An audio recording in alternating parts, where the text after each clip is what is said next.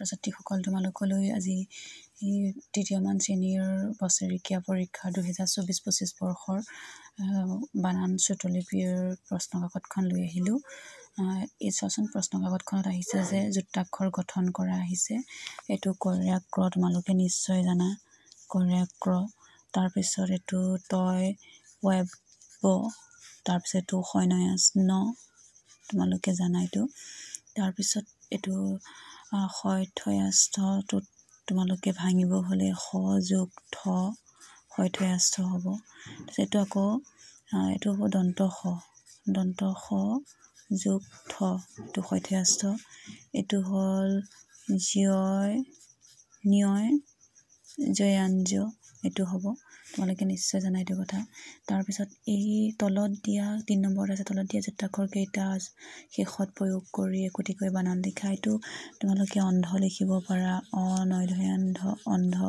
তাৰপিছত এইটো বৃত্ত লিখিব পাৰা, ত লগাই। তাৰপিছত এইটো কৃষ্ণ লিখিব পাৰা, কৃষ্ণ, তোমালোকে এনেদৰে লিখিব পাৰিবা। তাৰপিছত উদাহৰণত দেখুওৱাৰ দৰে শব্দৰ আন্ত্ৰাক্ষৰী অনুসৰি খালী ঠাই পূৰ কৰিব দিছে। চোৱাচোন, উদাহৰণত দিয়া শব্দ ব্যৱহাৰ নকৰিবা বুলি কৈছে। ইয়াত কৈছে যে মন দি দিছে, ম লগাই মন, তাৰপিছত ন থাকিল শেষত নগৰ, ৰ থাকিল ৰচনা, না থাকিল নাটক। এতিয়া তোমালোকে লিখিব পাৰা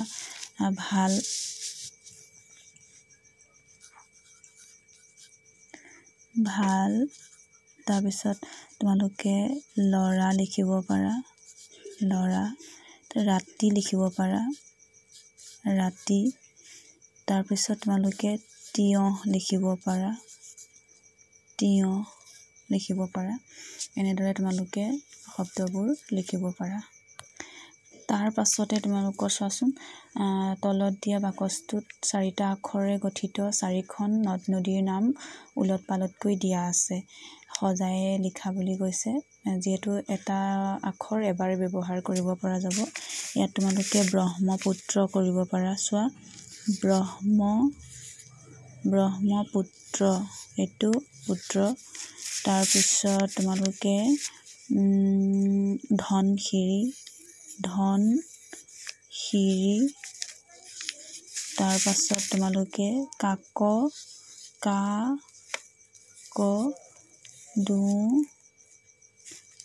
কাকডোঙা লিখিব পাৰা।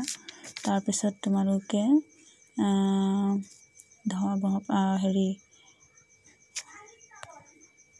তাৰপিছত তোমালোকে নাম, দন্ত ন,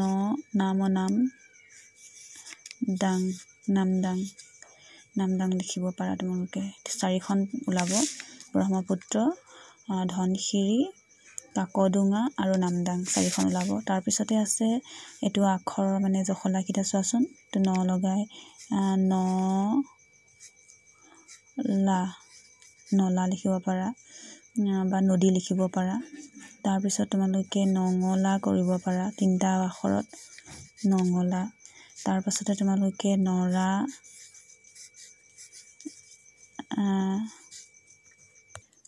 নৰা বগৰীটো নহয়, যিহেতু নৰা বগৰীটো 5টা আখৰ হৈ যাব। তোমালোকে নমস্কাৰ লিখিব পাৰা,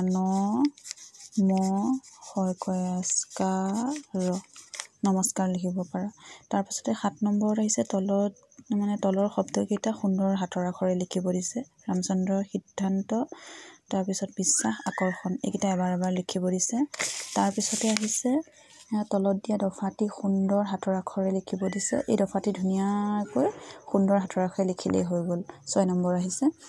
তাৰপিছত শ্ৰুতলিপি আছে, এইটো পূৰ্বে সম্পন্ন হৈছে। তাৰপিছত পাঠ পঢ়া আহিছে, পূৰ্বে সম্পন্ন হৈছে। এইকেইটা যিহেতু আগতীয়াকৈ পৰীক্ষা লৈ লোৱা হৈছে।